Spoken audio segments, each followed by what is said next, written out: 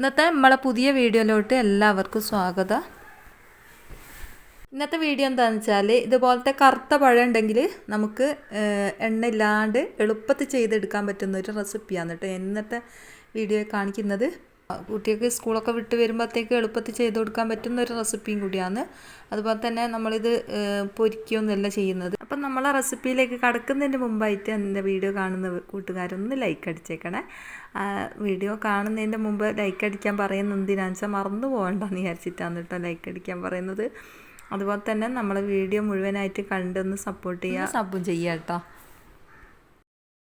ആദ്യം തന്നെ നമുക്ക് ഈ ഒരു പഴം തൊലിയൊക്കെ കളഞ്ഞിട്ട് ഇതേപോലെ 4 പീസാക്കി കൊടുക്കുക കേട്ടോ. ഇതേപോലെ 4 പീസാക്കിയിട്ട് കട്ട് ചെയ്യുക. എന്നിട്ട് കുഞ്ഞു കുഞ്ഞു പീസാക്കിയിട്ട് കട്ട് ചെയ്ത് കൊടുക്കുക.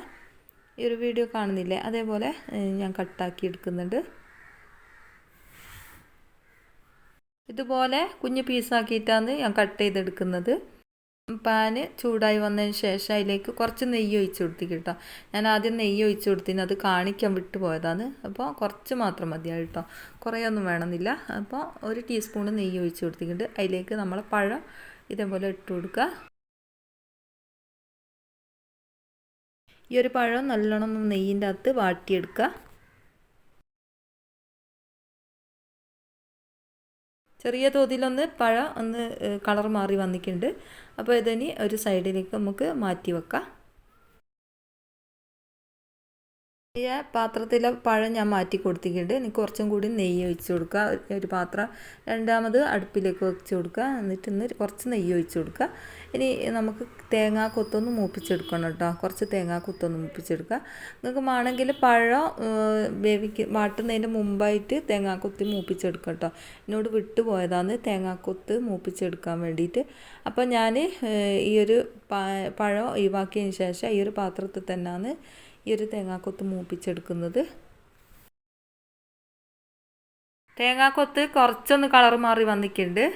എന്നിട്ട് ഞാൻ ഇതിലേക്ക് തന്നെ ഈ ഒരു തേങ്ങാക്കൊത്തിൻ്റെ അകത്തേക്ക് തന്നെ നമ്മൾ ലേശം കരിഞ്ജീരകം ചേർത്ത് കൊടുക്കുക. എള്ളുണ്ടെങ്കിൽ അതും കൂടി ചേർത്ത് കൊടുക്കുക കേട്ടോ. അപ്പോൾ എൻ്റെ കയ്യിൽ എള്ളില്ല.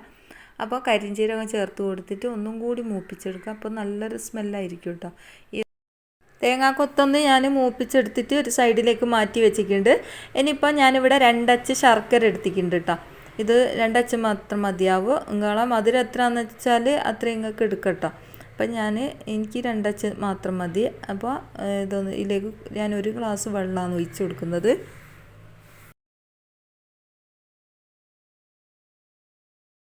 ഈ ഒരു ശർക്കര ഒന്ന് ഉരുകി വരട്ടെ. നമുക്ക് 1.5 ഗ്ലാസ് സൂചിപ്പൊടി എടുക്കുക.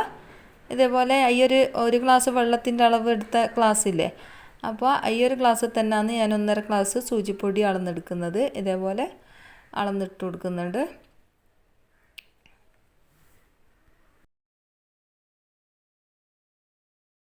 ഇനി ഇതിലേക്ക് ഞാൻ 2-3 തൊണ്ട് ഏലക്കായ ചേർത്ത് കൊടുത്തിട്ടുണ്ട്. പിന്നെ കുറച്ച് നല്ല ജീരകം കൂടി ചേർത്ത് കൊടുക്കുന്നുണ്ട് കേട്ടോ. എന്നിട്ട് ഇതൊന്ന് മിക്സാക്കി കൊടുക്കുക. ഇനി 1/2 ഗ്ലാസ് ഞാനിവിടെ പുട്ടുപൊടിയാണ് ചേർത്ത് കൊടുക്കുന്നത്. ഇതിപ്പം ചെമ്പാരിൻ്റെ പുട്ടുപൊടിയാണ് കേട്ടോ. അതാണ് ആ കളറ് കാണുന്നത്. അപ്പോൾ നിങ്ങളെ കയ്യിൽ സാധാ പുട്ടുപൊടി ഉണ്ട്, അത് ചേർത്ത് കൊടുത്താൽ മതിയാവും കേട്ടോ. എന്നിട്ട് ഇതൊന്ന് നല്ലോണം ഒന്ന് മിക്സാക്കി കൊടുക്കുക. പിന്നെ ഒരു നുള്ളു ഉപ്പും കൂടി ചേർത്ത് കൊടുക്കുക കേട്ടോ ഇതിൻ്റെ അകത്തേക്ക്. ഇനിയിപ്പോൾ ഞാൻ 2 ഗ്ലാസ് വെള്ളം ഇതിലേക്ക് ഒഴിച്ച് കൊടുക്കുന്നുണ്ട്. കാരണം എന്താണെന്ന് വെച്ചാൽ നമ്മളെ സൂചിപ്പൊടിയോ അതുപോലെ തന്നെ പുട്ടുപൊടിയൊക്കെ അല്ലേ, അതൊന്ന് കുതിർന്ന് വരണം.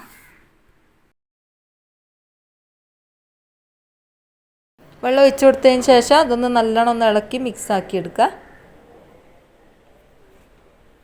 അതൊന്ന് മിക്സായി വന്നതിന് ശേഷം നമ്മളെ പഴം ഈ ഒരു ഇതിലേക്ക് ചേർത്ത് കൊടുക്കുക. ഈ ഒരു കൂട്ടിലേക്ക് ചേർത്ത് കൊടുക്കുക കേട്ടോ. പഴവും അതുപോലെ തന്നെ തേങ്ങാക്കൊത്തും ചേർത്ത് കൊടുക്കുക. രണ്ടും കൂടി മിക്സായിട്ട് ഇതിലേക്ക് നല്ലോണം ഇളക്കി യോജിപ്പിക്കുക കേട്ടോ. ഈ നല്ല കരിഞ്ജീരകവും അതുപോലെ തന്നെ തേങ്ങാക്കൊത്തും ഇല്ലേ നമ്മൾ വറവാക്കി വെച്ച അതും ഇതിലേക്ക് ഇട്ട് കൊടുത്തിട്ട് എല്ലാം കൂടി മിക്സാക്കി കൊടുക്കുക നല്ലോണം. അപ്പം തന്നെ നല്ലൊരു മണം അടിക്കും കേട്ടോ. നമ്മൾ നേരത്തെ ഉരുക്കി വെച്ച ശർക്കര ഇതിലേക്ക് ഒഴിച്ച് കൊടുക്കുക. നിങ്ങളെ കല്ലുള്ള ശർക്കര ഒക്കെ വെച്ചാൽ അരിച്ച് ഒഴിച്ച് കൊടുക്കണം കേട്ടോ. എല്ലാം കൂടി നല്ലോണം ഒന്ന് മിക്സാക്കി കൊടുക്കുക. ആ ശർക്കരയും പഴവും തേങ്ങാക്കൊത്തും അതുപോലെ തന്നെ കരിഞ്ചീരകവും എല്ലാം കൂടി മിക്സായി വരുന്നത് വരെ ഒന്ന് മിക്സാക്കി കൊടുക്കുക. ഇപ്പോൾ ഇത് വെള്ളം പോലെ ആയിക്കിട്ടോ ഉണ്ടാവുക. ഒരു 1/4 മണിക്കൂർ നമുക്കിതൊന്ന് മാറ്റി വെക്കണം. മാറ്റി വെച്ചാലാണ് ഇതൊന്ന് ലേശം ഒന്ന് ടൈറ്റായിട്ട് വരിക. കുറച്ചൊന്ന് കട്ടിയായിട്ട് വരണം കേട്ടോ. അധികം പിന്നെ അപ്പം പോലെ ആയിപ്പോവരുത്, കുറച്ചൊരു ലൂസുമാണോ. ഈ ഒരു പരുവത്തിൽ നമുക്ക് ആയി കിട്ടും കേട്ടോ. ഇത് ഞാനൊന്ന് മൂടി വെച്ച് മാറ്റി വെക്കുന്നുണ്ട്. ഒരു 1/4 മണിക്കൂർ മാത്രം മതിയാവും കേട്ടോ. അപ്പോൾ അതാ നമ്മളെ മാവ് ഇവിടെ റെഡി ആയിട്ടുണ്ട്. 1/4 മണിക്കൂറിന് ശേഷം ഞാൻ എടുത്ത് നോക്കിയതാണ് കേട്ടോ. അപ്പോൾ കറക്റ്റ് പരുവായിട്ട് വന്നിട്ടുണ്ട്. ഇനിയിപ്പോൾ അത് നമുക്ക് വേവിച്ചെടുക്കാം. ഒരു ഇഡലി തട്ട് എടുത്തിട്ടുണ്ട്. അതിലേക്ക് നമുക്ക് കുറച്ച് വെളിച്ചെണ്ണ തൂക്കി കൊടുക്കാം. വെളിച്ചെണ്ണ ഒന്ന് തടവി കൊടുക്കുക കേട്ടോ. ഒട്ടി പിടിക്കാണ്ട് നിൽക്കാൻ വേണ്ടിയിട്ടാണ് അങ്ങനെ ചെയ്യുന്നത്. അപ്പോൾ ഇഡലി പാത്രത്തിൽ ഞാൻ കുറച്ച് വെള്ളം വെച്ചിട്ടുണ്ട് അടുപ്പിലേക്ക്. ഈ ഒരു സമയം കൊണ്ട് തന്നെ നമുക്കിത് കുറേശ്ശെ നമുക്ക് പാത്രത്തിൻ്റെ കുഴിയിലേക്ക് കോരി ഒഴിച്ച് കൊടുക്കുക. ഇതേപോലെ കോരി ഒഴിക്കുക. എന്നിട്ട് വെള്ളം തിളച്ചതിന് ശേഷം നമുക്ക് ഈ ഒരു പാത്രത്തിലേക്ക് മാറ്റി വെച്ച് കൊടുക്കാം. ഇതേപോലെ മുഴുവനായിട്ട് ഞാൻ ഒഴിച്ച് കൊടുത്തിട്ടുണ്ട്. ഓരോന്നും ഇഡലി പാത്രത്തിലേക്ക് ഇട്ട് കൊടുത്തിട്ട് ഒന്ന് നല്ലോണം ഒന്ന് വേവിച്ചെടുക്കുക.